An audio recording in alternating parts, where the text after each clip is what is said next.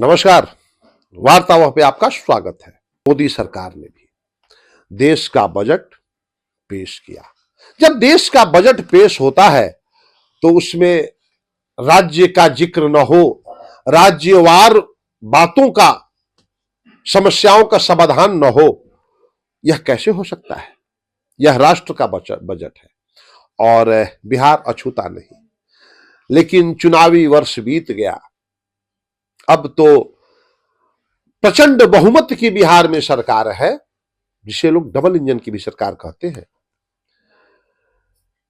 Budget में बिहार कहां है? और सबसे बड़ी बात, इस बजट में हमारे किसान कहां हैं? किसानों की आय कहां है? किसानों की सोच के प्रति सरकार के बजट में क्या सोच है? इसी विषय पर चर्चा करने के लिए युवा किसान नेता संतोष तिवारी उर्फ जय विजय तिवारी, माले लिबरेशन के नेता हैं, किसानों के मुद्दे को प्रमुखता से जिला के पटल पर उठाते हैं।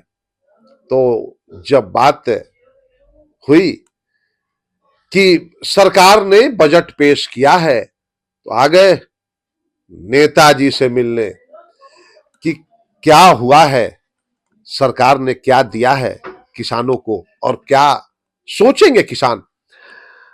जय विजय तिवारी उर्फ संतोष तिवारी जी, स्वागत है आपका वार्तावाह पर। जी, सबसे पहले आपके चैनल को जय किसान और तमाम दर्शकों को भी जय किसान। क्या मिला आपको बजट में इस बार, मोदी सरकार के बजट में, आपके बिहार को और आपके किसान को? देखिए, एक बिहारी होने के नाते बिहार को इस बजट में कुछ नहीं मिला, जीरो हाथ लगा है। कुछ नहीं मिला। इस बजट से हम निराश हैं। निराश है?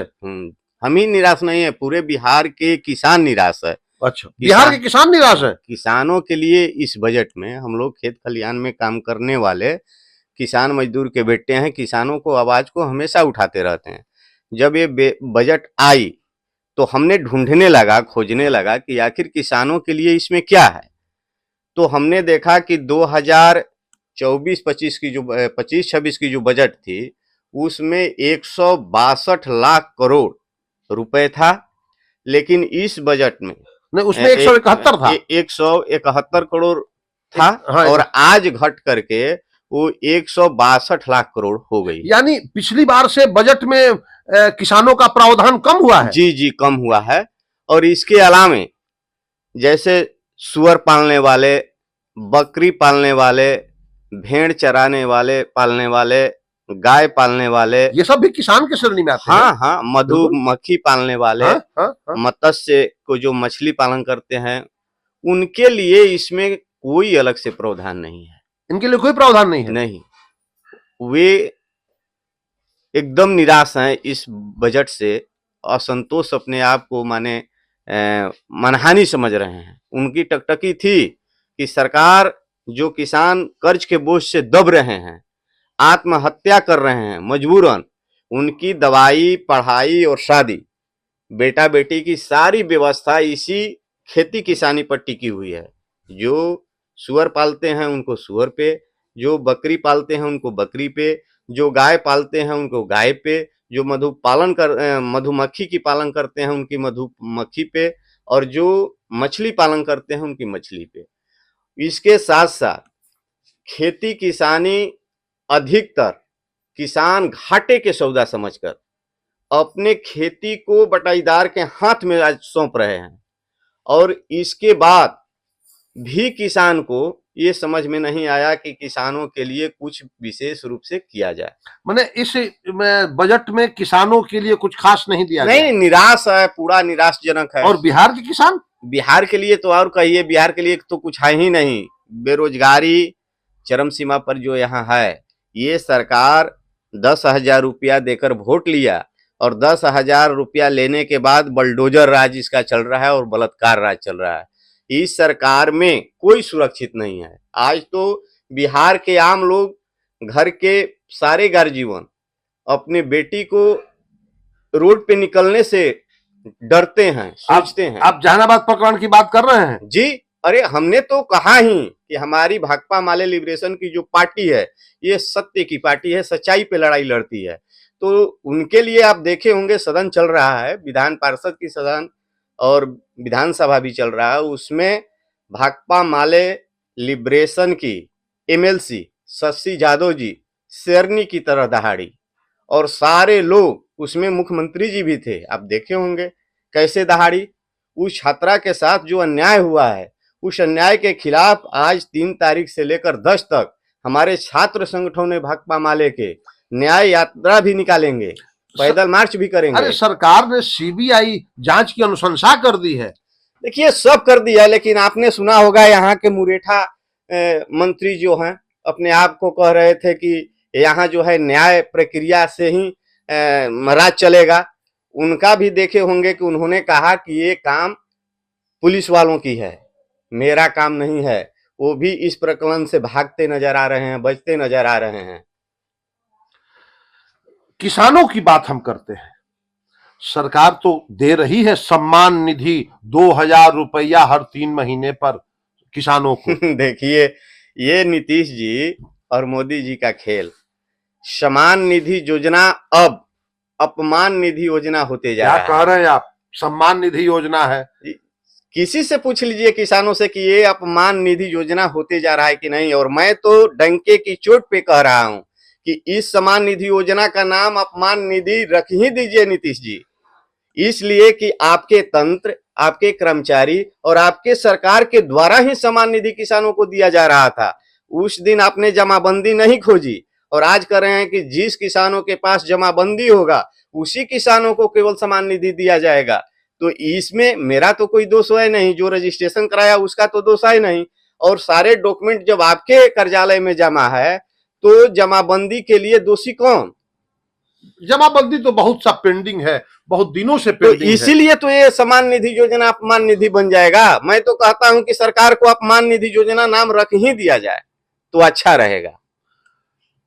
एक और योजना का नाम बदला गया है, जी राम जी योजना कर दिया गया है। इससे किसानों को क्या फायदा होगा? देखिए जी राम जी योजना जो है मनरेगा मजदूरों के लिए, ये कांग्रेस सरकार का योजना था, मनरेगा मजदूरों के लिए। 2013 में कांग्रेस ने लाई थी। हाँ, लेकिन ये योजना जो है नीतीश कुमार जी और ये मोदी जी दोनों सरकार जो गठजोड़ की बिहार में चल रही है, इस योजना को झुनझुने की तरह मनरेगा मजदूरों को झुनझुना थमाना चाह रही है।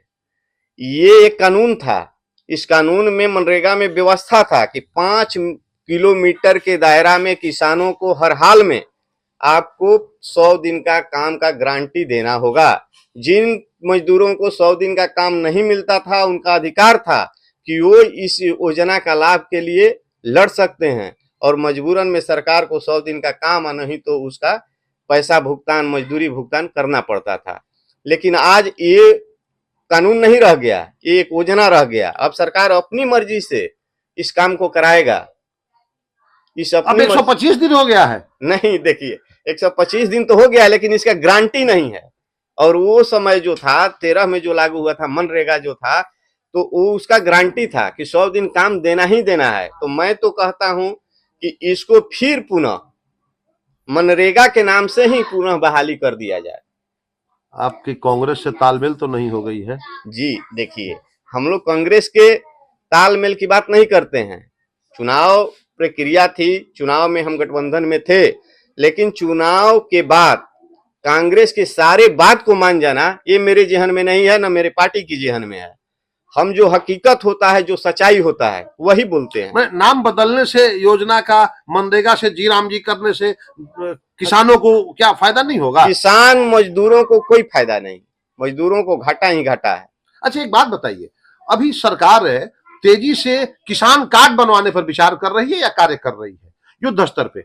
क्या होगा इसका? देखिए जमाबंदी जब किसानों के 50% भी नहीं है तो मैं समझता हूं कि वो कार्ड का कोई मायने नहीं है। और खास करके किसान, बटाईदार किसान के हाथों में अपने जमीन को सौंप रहे हैं। तो हम तो चाह रहे हैं, हमारी पार्टी चाह रही है कि बटाईदार किसान को भी पहचान पत्र बनाया जाए। बिहार में किसानों से ज्यादा बटाईदार किसान है। हाँ, बटाईदार किसान खेती कर रहे हैं, वही उनकी हाँ, खेती है। खेती का मुख्य वही है। किसान तो बिल्कुल। घाटे की सौदा समझ रहे हैं खेती को। हाँ। और घाटे की सौदा समझ करके अपनी खेती को बटाईदार के हाथ में सौंप दिए हैं। तो उस फायदा को हम चाह रहे हैं कि बटाईदार किसान को पहचान पत्र बनाया जाए और पहचान पत्र के माध्यम से किसान वाली सारी सुविधा उनको दिया जाए। बटाईदार किसानों को, हाँ, बटाईदार किसानों को दिया जाए। किसान कार्ड उनका तो नहीं बन पाएगा बटाईदार किसानों का, ये नहीं बन पाएगा। सरकार अगर प्रावधान लाती है तो ये संभव हो जाएगा। ये तो सरकार से हम मांग करते हैं ना कि उसका भी पहचान पत्र बने। आखिर वो भी तो किसान हैं। बिल्कुल। दिन रात खेत में काम करने तो वो जाते हैं, अन्न उपजाते हैं वो। तो उनकी अगर फसल बर्बाद होती है, प्रकृति की दंड उनपे अगर चलती है, जिसे ओलावृष्टि हो गया, अगजनी हो गया, तो आखिर उनकी भरपाई कहाँ से होगी, कौन करेगा? पैक्स पेमेंट कर रहा है। देखिए, पैक्स का जो बात कर रहे हैं, तो पैक्स का कोई भी किसान से पूछिएगा तो समय से भुगतान नहीं होता है। साफ सुथरी बात है। सरकार कहती है 48 घंटे में। सरकार की कथनी और करनी में अंतर है। नीतीश कुमार और मोदी की सरकार झूठी वादे की सरकार है। और ये हम नहीं कहते, गांव गंवाई में जाइएगा तो एक एक बच्चे की आवाज है कि ये झूठे वादे की सरकार है। ये सरकार नहीं कहा था कि हर घर में 2 करोड़ हर साल नौकरी देंगे, हर घर में जिनके पास खाता होगी उनको 15 लाख रुपया देंगे, हर साल 2 करोड़ लोगों को नौकरी देंगे, रोजगार, जो साबित नहीं कर पाए। झूठा वादा साबित हुआ, खोखला रहा। और उन्होंने ही कहा था कि हर खाते में 15-15 लाख रुपया देंगे, काला धन वापस करेंगे। कोई भी हुआ हो तो बता दीजिए। तो हम इस सरकार पे भरोसा नहीं करते। आपकी पार्टी, आपका संगठन किसानों के हित में कोई कदम उठाएगा सरकार को जगाने के लिए? देखिए, हम लोग आंदोलनकारी पार्टी है। आंदोलनकारी हम लोग के कार्यकर्ता हैं और हम लोग हर बिंदु पर, हर क्षेत्र में जब भी जरूरत पड़ती है हम लोग आंदोलन के माध्यम से सरकार को खबर करते हैं, सूचना देते हैं। एक तरह से सूचना इसको कहिए कि उसके कान तक ये आवाज पहुंचे कि जनता जो है आपके राज्य में खुशहाल नहीं है, बदहाल है, दुखी है। और इस योजना को इस तरह से लागू करने से जनता को फायदा होगा। लेकिन सरकार कर तो नहीं रही है, हम लोग की बात तो सुन नहीं रही है। आपकी पार्टी विधानसभा में इसकी आवाज उठाएगी किसानों के हित में? किसानों के हित में विधानसभा ही नहीं, हमारे नेता, राष्ट्रीय नेता राजा राम सिंह सांसद जो काराकाट के हैं, वो लोकसभा में भी उठाते हैं।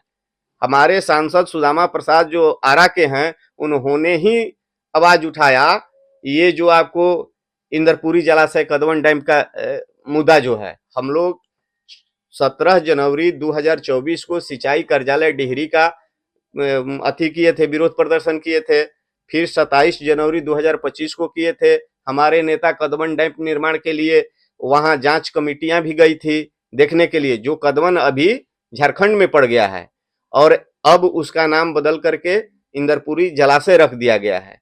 तो उस जलाशय को हम लंबे समय से लड़ाई लड़ते आ रहे हैं और उस जलाशय से केवल रोहतास जिला के ही फायदा नहीं होने जा रही है। पटना जिला, गया जिला, जहानाबाद जिला, अरवल जिला, औरंगाबाद जिला, रोहतास जिला, कैमूर जिला, भोजपुर जिला को भी फायदा होने जा रहा है। इतने जिले के लोग उससे प्रभावित होंगे, उन लोगों को सिंचाई भरपूर मात्रा में मिलेगी। तो हम लोग तो हमेशा किसान के पक्ष में खड़े रहते हैं, हम लोग किसान के लिए ही लड़ते हैं। बिहार विधानसभा का सत्र प्रारंभ बस होने वाला है आजकल में, 1-2 दिन में। जो आपको बजट में मिला बिहार को या किसानों को, इस मुद्दे पर विधानसभा में आवाज उठेगी किसानों की? देखिए, ये तो उन लोगों की बात है, लेकिन हमारा जहां तक समझ है कि हमारे जो किसान नेता हैं अरुण जी, वो भी काराकाट से विधानसभा जीत कर गए हैं और इस बात को किसानों के पक्ष में जरूर रखेंगे। अभी जिसे आपने कहा छात्रा के साथ जो हुई हिमानियत, इसको अगर सबसे अधिक पुरजोर तरीका से रखने की काम की तो हमारे मेलसी शशि यादव जी की। पूरे बिहार में इसका चर्चा हो रहा है। हम लोग कभी भी सत्य के पक्ष में खड़े रहते हैं। लेकिन उसका परिणाम कुछ निकलते नहीं आया है। पीड़ित परिवार सरकार से संतुष्ट नहीं हो रहा है। जब रक्षक ही भक्षक हो जाए तो वो कैसे सुरक्षित अपने आप को महसूस करते हैं। इस देश में जो सरकार चला रहा है वही सरकार दलित, शोषित, वंचित, उपेक्षित, किसान विरोधी है। तो ये कैसे संभव होगा। लेकिन मेरा काम है आवाज उठाना, हम तो अपने आवाज को दबने नहीं देंगे। हम अपनी आवाज को तो रखेंगे ही, वो माने या ना माने, मानना तो उसको है। लेकिन अगर नहीं मानता है तो आंदोलन के माध्यम से हम लोग जरूर उस बात को मनवाएंगे। 3 कृषि काला कानून जो लाया था देश में, हमारे संगठन अखिल भारतीय किसान महासभा के लोगों ने, नेताओं ने आंदोलन के माध्यम से ही उसको पीछे ढकेला और सरकार को माननी पड़ी, पीछे हटना पड़ा, 3 कृषि काला कानून को वापस लेना पड़ा। तो मैं तो मानता हूं कि अगर हमारी बात वो नहीं सुनते हैं तो आंदोलन के माध्यम से सुनवाया जाएगा। जय विजय तिवारी जी ने बड़े आक्रामक लहजे में सरकार को घेरने का प्रयास किया और प्रयास जहानाबाद की बेटी को इंसाफ दिलाने का भी इनकी पार्टी पुरजोर तरीके से लगी हुई है। देखना दिलचस्प होगा कि इस बार विधानसभा जब सत्र शुरू होता है तो क्या होता है किसानों का और क्या चलेगा किसानियों का, यह भी देखना दिलचस्प होगा। मैं बुटस वार्तावाह के लिए।